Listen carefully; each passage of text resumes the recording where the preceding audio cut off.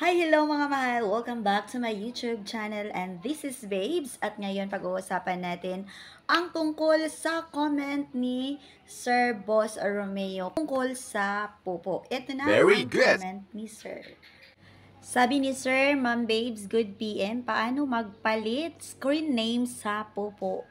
Po ba na? Bago natin sasagutin, watch this.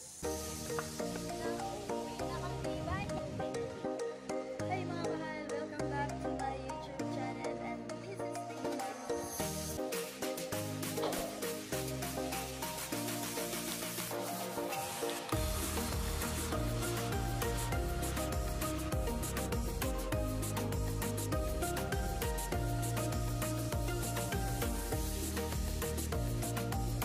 para ma-notify ka palagi, idol, sa mga tutorial videos na i-upload ko at lahat ng mga vlogs ko. Huwag mong kalimutan subscribe this channel and of course, huwag kalimutan click the notification bell para ma-notify ka palagi sa mga upcoming videos ko. Ito na ang sagot sa tanong ni Idol kung paano daw magpalit ng screen name dito sa pupo. Ito ang una mong gawin, Idol.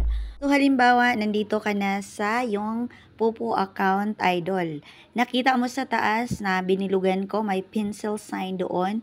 I-click mo yan para mapupunta ka na sa next page. So, nakikita mo ang sinasabing nickname. So, sa nickname, Idol, i-press mo yan or itatap mo yan para mapupunta na naman kayo sa susunod na page. So, ito na makikita mo pag click mo, Idol. Makikita mo na itong page na to para maka-delete ka or madi-delete na yung first screen name mo. I-click mo yung X sa baba para makapag-type ka na ng iba mong pangalan na ipapalit mo sa former or sa dati mong screen name. So, pagkatapos mo nang na-delete gamit yung X, Idol, ayan na, magta-type ka na uli ng bago mong screen name. And of course, pagkatapos, wag mong kalimutan i-save or tap the save na nakita mo na sa kanang bahagi.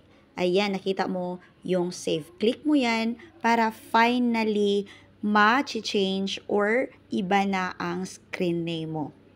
Sana nakatulong ito sa iyo, Idol, at saka once again, para ma-notify sa lahat ng mga tutorial and vlogs ko, click notification bell and of course, subscribe my YouTube channel.